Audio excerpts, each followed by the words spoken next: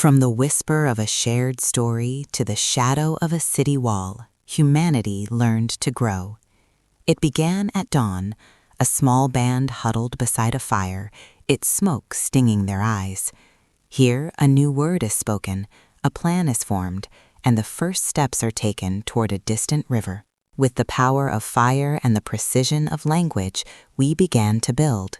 Seeds planted in fertile soil yielded surplus, which in turn fed specialists, the scribe, the judge, the king. Along the Nile, the Tigris, and the Euphrates, knowledge was archived, law was inked, and temples rose to touch the sky. Trade routes drew villages into states, and empires learned to breathe through roads like veins. The Achaemenid Persians built a system of tolerance and taxation. Greek city-states debated the meaning of citizenship, while Rome forged an empire of law. Their tools made scale feel personal, a coin in the marketplace, a name on a census tablet. The experiment spread. Along the Yellow River, the Han dynasty built a vast bureaucracy on merit, linking family virtue to public duty. And in the south, the monsoons shaped another path, where Mauryan edicts and Gupta artistry defined a different kind of order. Beliefs also organized societies. Hinduism layered duty with devotion, Buddhism offered a path beyond suffering, and Judaism guarded a covenant identity through ages of empire. Across the Silk Roads and monsoon sea lanes, a new kind of connection was forged. Merchants ferried not just glass and paper, but stories and faiths. Christianity traveled beside spices. Ideas became the most valuable cargo. But soon, the entire map would be redrawn. At dawn in Seville, the ocean itself becomes a road. A boy grips a tarred rope on a ship nosing west in the early 16th century, the promise of a new world carried on the salt spray. These crossings connected hemispheres, sparking the Columbian exchange that remade diets and unleashed disease. A torrent of silver, sugar, and stolen people flowed across the Atlantic. Gunpowder states surged, and a new global economy was born on risk and reward.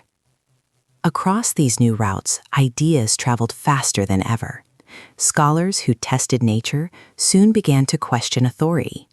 The Enlightenment turned scientific experiment into political argument, and pamphlets sparked revolutions from America to France. If truth could be verified, why not the divine right of kings?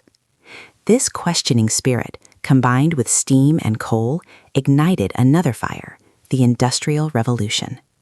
Factory whistles replaced the sun as the measure of a day. Cities swelled with smoke and people. As workers organized and nations imagined themselves, empires tightened their grip on a world that was for the first time truly connected. But this new power soon met its backlash. The 20th century erupted in firestorms. From 1914 to 1945, 2 world wars shattered empires and our faith in progress.